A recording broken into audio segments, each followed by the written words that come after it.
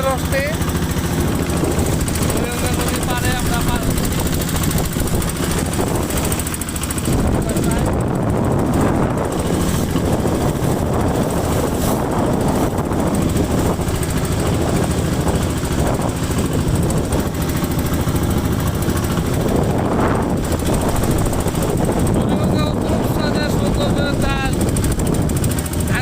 ফিরে ফিরে চলে এসেছে বর্ষার পানি। আমরা দেখতে পাচ্ছি খুব সুন্দর পানি, এত সুন্দর সুবহানাল্লাহ, টল টল টল টল টল টল করতেছে।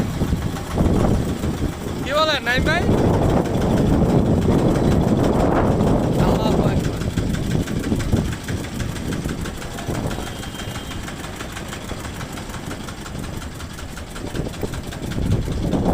আমরা চলে এসেছি নদী পার হয়ে।